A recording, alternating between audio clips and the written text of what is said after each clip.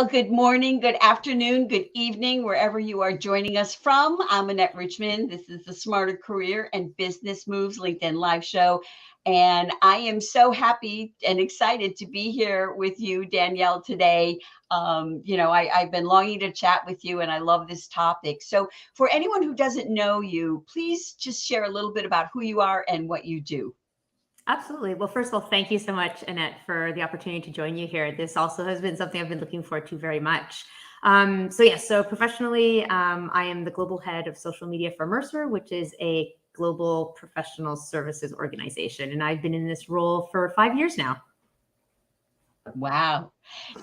I met you and we were chatting about this briefly before we went live. I met you on Clubhouse about, I don't know, maybe a year and a half or 2 years ago. And it seems kind of like forever ago, but it was so great at the time to get to know people, and you can learn so much by just listening to their voice and of course, the things that they say. So, of course, I love talking about social media. I mean, and this topic in particular, the idea of investing in your career. I know people who have gotten jobs by just posting on LinkedIn, and they have attracted people that way.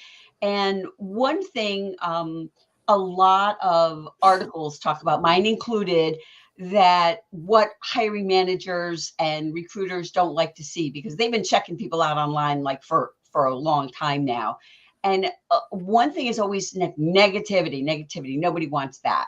But can you just talk about some of the things that they do like to see?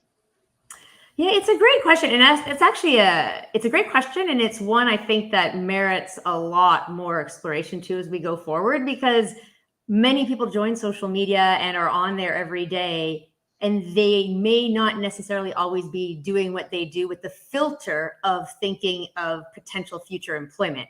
And if you take that a step further, everything is accessible to everyone now on the internet. And yet, when you think of it through an organization lens, not everything on the internet is considered kind of material that can be used in determining employment.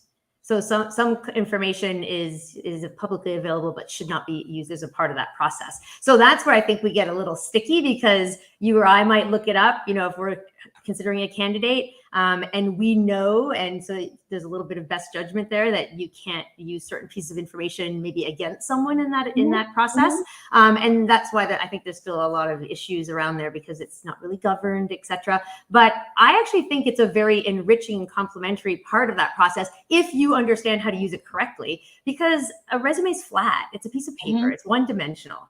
And sometimes people are really good at presenting themselves, and sometimes they're not. And so I always take that to just be a piece of the conversation. And then I want to go learn more about them. You get to see, like, who are they? And you can get a lot more understanding about, maybe they're truly empathetic, or they're a giving individual.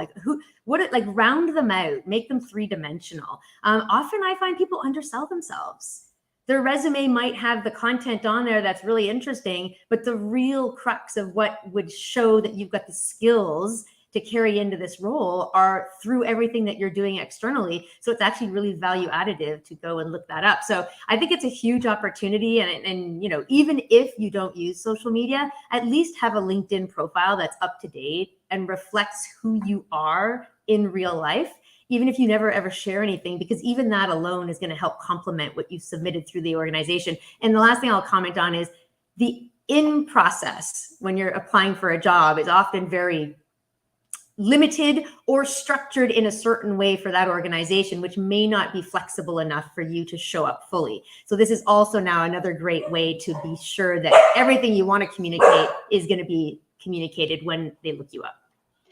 Yeah, that is so true. And so many people, will ask me, well, what's more important, like the resume or the LinkedIn profile, for example? And they kind of go hand in hand, because if someone likes your resume, they're checking you out on LinkedIn. Yeah. And if somebody finds you on LinkedIn, they're going to want to see your resume. But one of the things that you made me think of as you were talking is the idea of LinkedIn. And there are still people who, they don't use their LinkedIn profile to show who they are. And they may have, say, a very stilted third person bio in their about section, instead of, sharing some insight into, into who they are. And I think that that can make a real difference, as you said, to get across, who that person is. What would they be like to work with? I absolutely agree. And I think, I mean, I'm guilty of that. I remember, probably 5 years ago, maybe even less, I used to have a third party bio because I had that bio for speaking events and for different publications. And so it just was on my LinkedIn profile. Obviously, I've evolved since then, but there's a lot of people who just don't know that information, which is one reason why I think it's wonderful that there's so many incredible LinkedIn trainers in our community and people who are there giving this information to help people on their journeys. Because most people, when they understand how the profile can be leveraged and benefit them, they're always open to improving. And I think that's one of the beautiful things about being on social media is it's a wonderful place to learn. And you can learn from people, you can learn from events like this one, you can learn from, different pieces of content that people are creating, and it's accessible to anyone who has access to social media, which is a significant part of the globe. Oh, absolutely, absolutely. And one of the sort of buzzwords that people use, I use myself, is the idea of thought leadership, and the idea that when you are on a social media platform, and primarily people think of LinkedIn as the business one. How are a few ways maybe people can share their expertise, maybe to create their own content, and if they're not really comfortable doing that? Yeah, it's a great question. And I always try and think, when people think of thought leadership, if I think of it from my day job kind of thing, there's a certain perspective of what that means. I always try and just break that down and get it to the lowest common denominator, which is everyone has experiences that someone else can benefit from. So no matter who you are on the internet, you have something that you do every day. And it could be anything from cooking to how you organize your time in the morning to get your children out to school to, something in a medical profession. It doesn't matter what it is. Someone else is going to benefit from you sharing that. And so if we think of it that way, you don't need to start with a blog. You don't need to start with a LinkedIn live show like this, right? Take tiny, small steps. And I think that's the best tip that I'd ever received years ago. And I always like to carry forward, because we often think we've got to go out there with something big and impressive. But what we don't see is behind the scenes is the dozens of times that individual probably failed or misstepped before they finally got to where they are. So just go small, right? And I always like to say, start with a comment. For some, that's just terribly paralyzing as well. So if you need to, start with a like, but if you could start with a comment and do that in a safe space with someone else that you might know, maybe they're celebrating a milestone, maybe they've just been recognized for something, maybe you both were participating in an event together, and then you can kind of join into their conversation in a safe space. That's content. That in itself is content, and it's a one step forward. And from there, you can start getting a little bit more comfortable with what you're doing. Maybe you show up on a LinkedIn Live and talk about what it is you do, what you're passionate about, and then work your way up to different types of content that are in your comfort zone. And you'll find that over time, you kind of keep building on that. But even just comments on their own, if you focus on either your area of expertise that you do day in or day out, or something you're passionate about, and you're consistent about that, your community, or the community that you start surrounding yourself with, are going to see how you show up and what you talk about. And that then begins your journey of starting to build your presence on social media.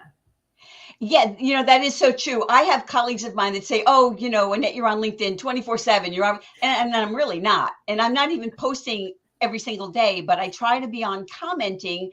And so they see me, and I love the idea that you brought up, the idea of doing it in a safe space. If you're not comfortable, comment on someone that comment on their post instead of trying to comment on a stranger's post.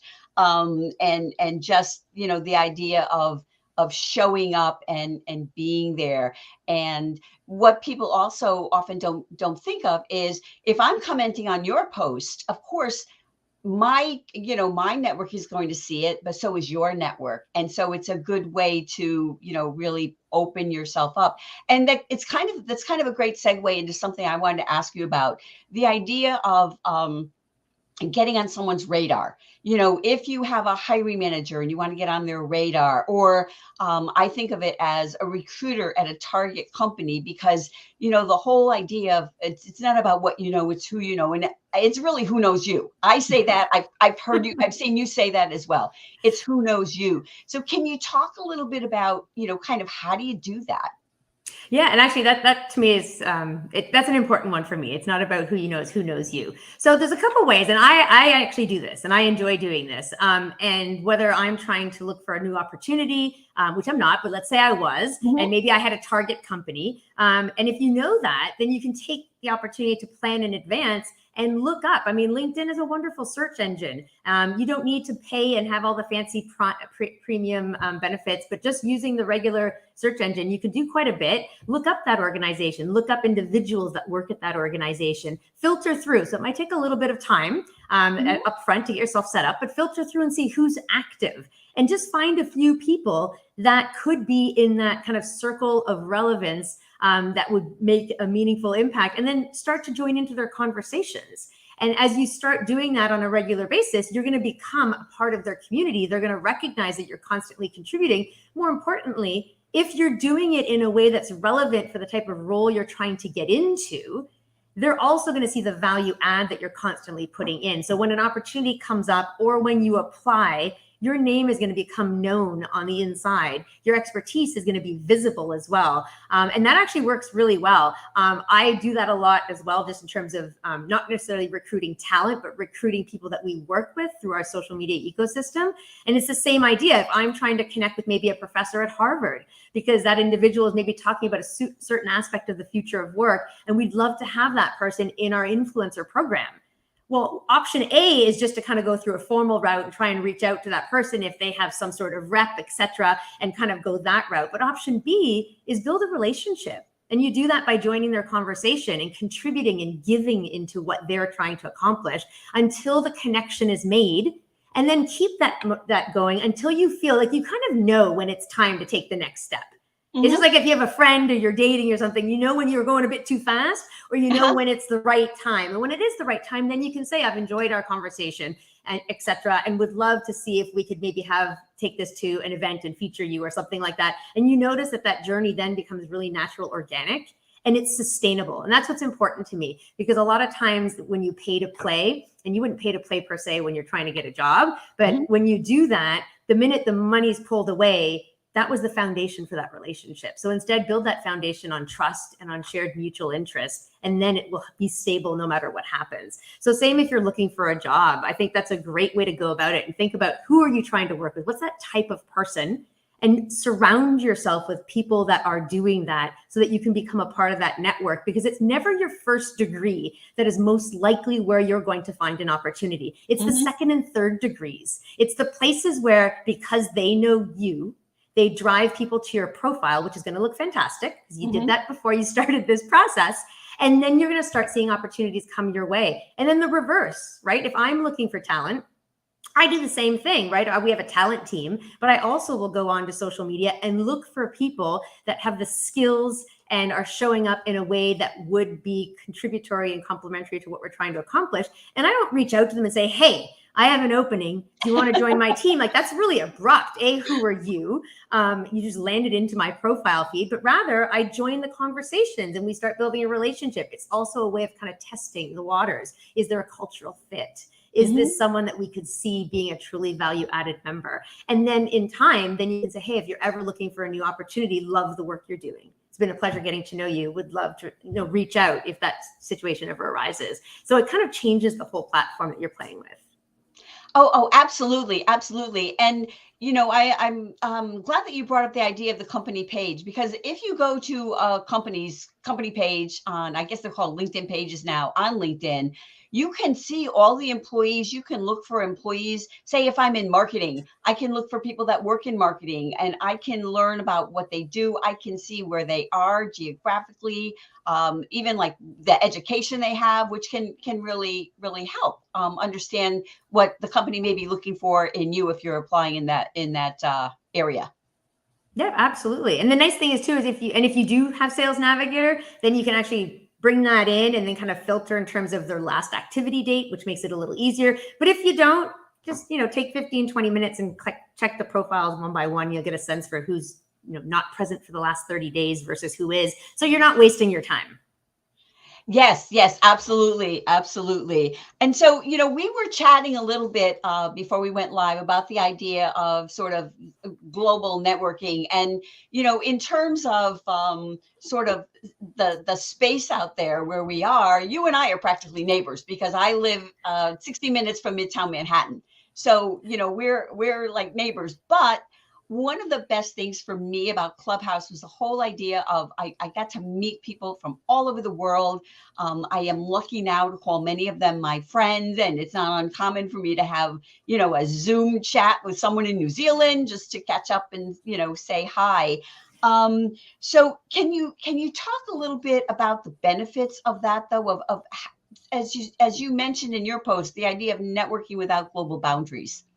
I think that to me is one of the most exciting parts of social media, both kind of professionally and just for all aspects of relationships that you build. And I agree with Clubhouse. I mean, we met there, Mhm. and I met so many people that are a part of our community from across the globe. It's a really great way to actually learn in a very different way because everyone you meet has a different background. They've approached what they're doing differently. And if we think about more traditionally, you would always meet either in the office, through your local network, maybe through an event that you attended.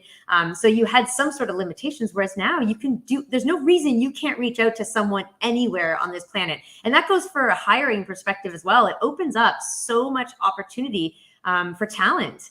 Often we were constrained by the city we were in. And now it's really about who's the right person that has the right skills and the right fit for what we're trying to accomplish. So that's another reason why no matter where you are, make sure that LinkedIn profile speaks, if you're looking for opportunities, to what your expertise is, the skills that you have, what the roles you seek, because that way you never know when someone is going to be looking for that and you're going to come up in that search. And geography is more often than not now it's not going to be as much a limiting factor as it was pre-pandemic. Oh, exactly. And I've seen lots of engagement. I just want to take a minute to say hello to some of the people who have joined us. Hi, Jeffrey, Delwich. I'm sorry. Hi, Annette and Danielle. Thank you both for making this event possible. And Michelle is sending us peace and salutations from Saskatoon. Saskatoon. Okay, I'm not sure if that's a state or a country. I'm bad. Geography is not my strong point. So she says that she has a stable career. Thank you so much for being with us. Paul, thank you for coming. Glad to be joining the conversation. Greetings from New Jersey, another neighbor of ours. And Dale also commented that community is a great way to describe those who regularly contribute to your post. So he agrees with you. And of course, we must say hello to our friend Brenda Miller. So lovely to see you here this morning. Talking about you earlier, so your ears will be ringing. One of the things too that I think is interesting, the idea that you had talked about in a post that you did, saying the idea of targeting your target audience. And that is true obviously whether you are an entrepreneur or if you are looking for a job. And the idea of target, and we talked a little bit about this, but this is kind of a little bit more general. How do you kind of know or find your target audience? That's a great question. It depends. I think the concept carries across no matter what you're trying to do. But if I look at it from a perspective of, just if you're a sales professional or you're a consultant, let's just use a real example that I juggle every day. And maybe your target audience is a CHRO, so a chief human resource officer. One of the ways is literally just put that into search and look for people with that in their profiles. And then you're going to start getting a full return of people with that title or that are using that keyword. And that's a great way to start. It's simple. It's not very sophisticated. And then you can start and see who's active in that conversation. What are they talking about? And then through that, go in. And if you see someone who's active, who is engaging then in their post? So go the next level down and see, okay, who are the people commenting into this conversation? And then you're going to start finding more VPs of human resources, HR managers, HR directors, et cetera. And by then kind of engaging into those conversations, you start surrounding yourself as you build that network with all the different types of HR buyers that you're trying to get in front of. Kind of that's one way of doing it. Another way as well is like, think of the digital watering holes that your target audience likes to hang out in. For example, if there's a big event, right? So it's called SHRM, Society Human Resource Management, I think it is. It's one of many big events where a lot of HR professionals go. So they have an online presence. Same with Employee Benefit News is another pretty prominent publication. They have an online presence. So go and follow those pages, join their conversations when they're having events, live events, when they're posting content. And even if you notice not many people are commenting, comment, because their community is going to see that you're always adding meaningful contributions or complimenting or in some way maybe summarizing what they're sharing, but adding value for their community. And then they're going to come and see who you are. So that's another really powerful way of doing that. And then just even a lot of events that we do. Live events and in-person events are back. I've attended a lot of them, but don't forget the social component when you're at these in-person events, right? Take that QR code from LinkedIn and make sure you build those connections so that when you get back, you can then start networking through all those people. And often if you're speaking at an event or you're attending an event with your target audience, that's a really nice way to quick connect with a lot of people in a quick period of time. But then the hard work starts when you get back. You don't have an instant relationship. So you've got to nurture that. But doing that consistently over time, you're going to find that you're going to just start surrounding yourself with a community of people that you're actually trying to get in front of. Yeah, that is true. I mean, in a lot of ways, building those relationships online, it's the same as if you're meeting somebody sort of in real life. I mean, you're not going to meet somebody for the first time at an event, and even if it's someone who works for your target company, you say, well, can you help me get in touch with somebody who can help me get a job there or something. I mean, it's just not something you would do.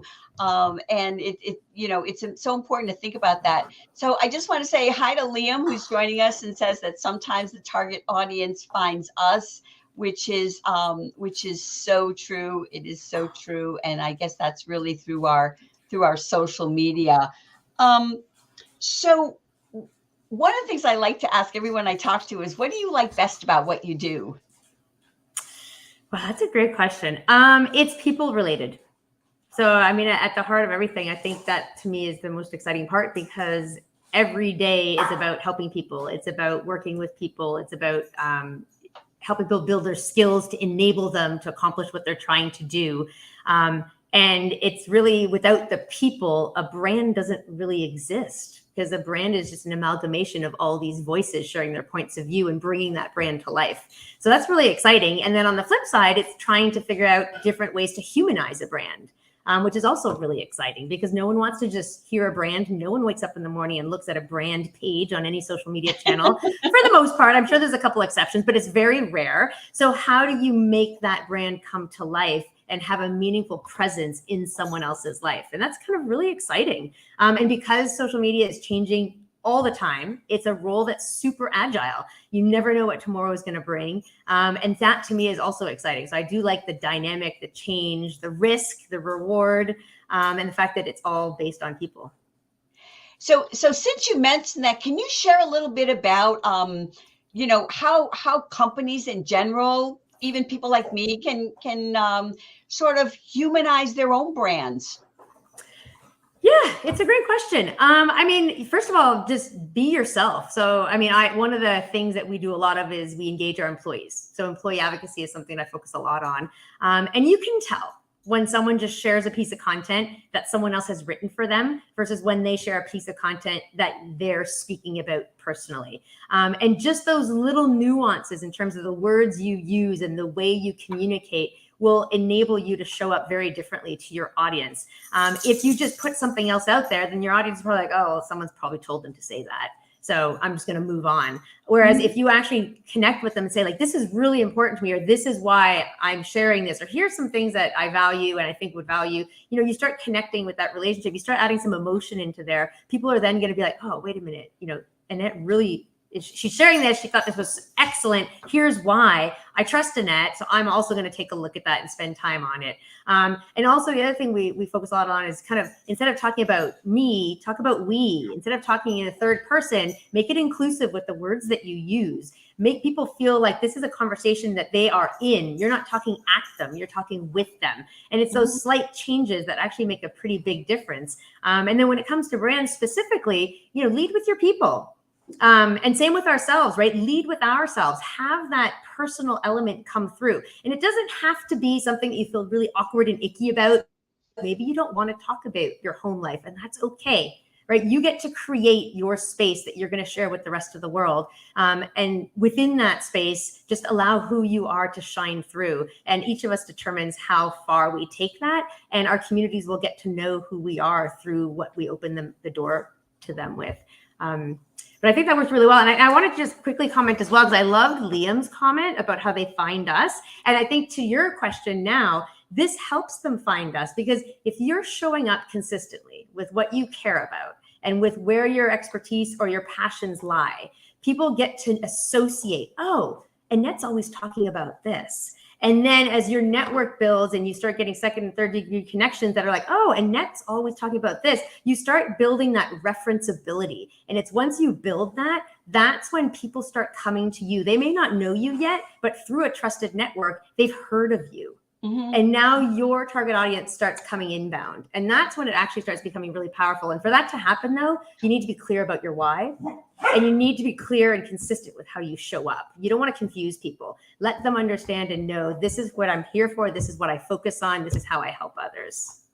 Well, I just want to touch on something that you said before I ask you for some kind of final thoughts, and the idea of sharing what you're comfortable with. And I heard, and I can't remember who I heard this from originally, describe it as sort of personal, professional, personal, and private. And, and I do think of it that way. And I am happy to share, personal stuff, me and my husband at a football game, or my dogs. People would rather see my dogs than me anyway, if it's probably a video, because who doesn't love dogs?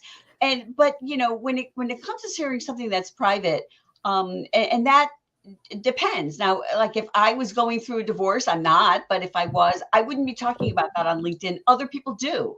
And if you're comfortable, then that's cool. But if you're not, I get concerned sometimes that people feel that like they must, you must be vulnerable and, share your deepest thoughts or whatever, in order to, I don't know, get engagement, say on LinkedIn.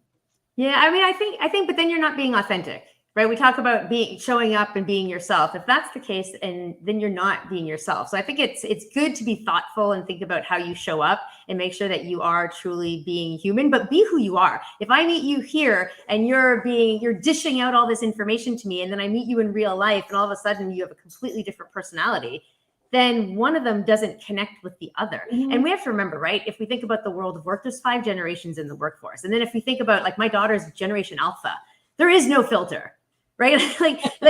she lives more in a digital virtual world than she does in real life. And so that's a whole different way of thinking, working, being. So we have to think about all these different types of individuals, and that we must be who we are. And yes, someone else is going to show up differently. And you may feel uncomfortable when you see that content, because you're like, oh my goodness, I would never talk about that externally. And that's okay. Show up the way you are and allow someone else to also have the space to show up the way they are. Yeah. And so I just want to share this, what Liam said, be yourself. If people don't like it, keep scrolling. And Agree. And I have to say that I feel that way. I feel that way myself. So before our time is just about at an end here, and I want to be, respectful of your time. We've talked about a lot of different things. Is there something, or I should say, what would you like to share that I haven't asked you and we haven't talked about? Ooh, that's a big question. I know.